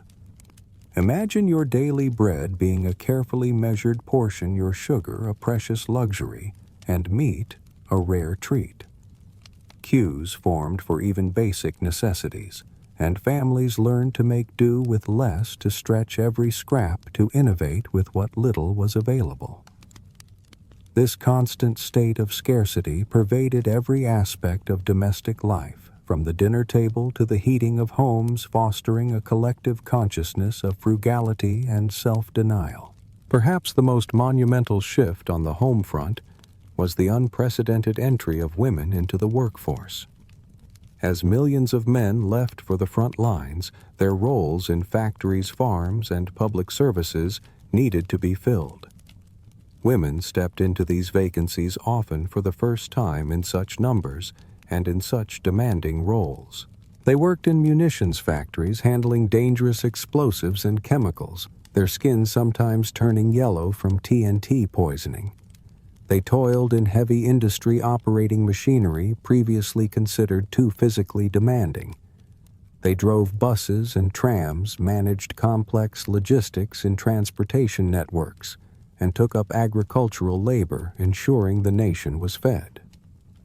These roles came with immense challenges, long hours, dangerous conditions, and often lower pay than their male counterparts. Yet their contribution was undeniable, proving their capability and fundamentally shifting societal perceptions of women's roles. This period sparked a vital conversation about gender equality and significantly accelerated the suffrage movements in many nations. Children, too, found their roles redefined by the war. Beyond the simple absence of fathers or older brothers, they became active participants in the war effort. They collected scrap metal for munitions, grew victory gardens in backyards and public parks, and contributed to various fundraising efforts. But perhaps more profoundly, they lived with the constant underlying fear and anxiety. Zeppelin raids, the terrifying sight of enemy aircraft over their cities, and the ever-present threat of U-boat attacks on supply ships brought the war directly to their doorsteps. Casualty lists published with grim regularity brought the stark reality of loss into every community, every street, every home. There was the constant gnawing worry for loved ones at the front, a silent dread that permeated daily existence. Propaganda, a powerful and pervasive force, saturated daily life. Posters, films, and public speeches relentlessly hammered home messages designed to maintain morale, encourage enlistment, promote austerity, and demonize the enemy. Imagine every public space, every newspaper, every conversation infused with a single overriding message: the war effort. This relentless narrative shaped public opinion, fostering a sense of collective purpose even amidst the grim realities. The Great War also brought about significant shifts in social structures on the home front, reshaping communities and challenging established norms.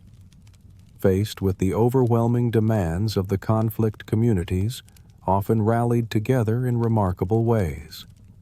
Knitting circles formed their needles, clicking away to produce socks and scarves for the soldiers at the front. Local committees organized fundraisers, collecting money and resources to support the war effort. Care packages filled with small comforts like tobacco, chocolate, and letters were meticulously prepared and sent to the trenches, providing a vital, tangible link between the fighting men and the world they had left behind. This collective effort fostered a powerful sense of unity and shared purpose, momentarily blurring some of the rigid class lines that had previously defined society. However, alongside this spirit of unity, the war also inadvertently facilitated the emergence of new social hierarchies and tensions. While many struggled with rationing and sacrifice, others, often dubbed war profiteers, amassed considerable wealth through lucrative contracts to supply the military. This stark contrast between those who gained financially from the conflict and the vast majority of working-class families who faced increasing hardship, inflation, and stagnant wages created resentments that simmered beneath the surface. Furthermore, The massive social upheaval led to changing social norms in some urban areas, with men away at the front and women taking on new independence in the workforce. Traditional family structures were often strained, and a certain loosening of moral codes was observed in some quarters, leading to social anxieties about the future fabric of society. The role of charity and volunteerism also expanded dramatically during this period, with organizations like the Red Cross and St. John Ambulance playing critical roles in supporting both soldiers and civilians, showcasing the extraordinary capacity for human compassion and collective action in times of crisis. The economic impact and legacy of the war on the home front were profound and long-lasting.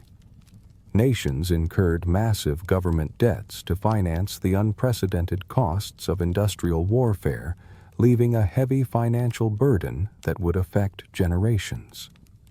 The industrial landscape was fundamentally transformed with a boom in heavy industry arms, steel chemicals, and a corresponding decline in the production of consumer goods. This wartime economic model created immediate employment, but also sowed the seeds for post-war economic adjustments. Inflation became a pervasive problem, eroding the purchasing power of wages and leading to significant economic hardship for many families, despite the apparent full employment. The post-war period brought its own set of immense challenges for the home front. The demobilization and reintegration of millions of soldiers, many physically and psychologically scarred, posed an enormous societal task.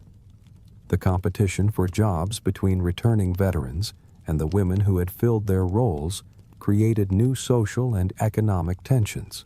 Societies grappled with how to honor their returning heroes, while simultaneously supporting their recovery and reintegration into a world that had moved on in their absence. Perhaps the most poignant aspect of the home front experience was the inherent psychological distance and fundamental misunderstanding that existed between those who fought and those who remained behind.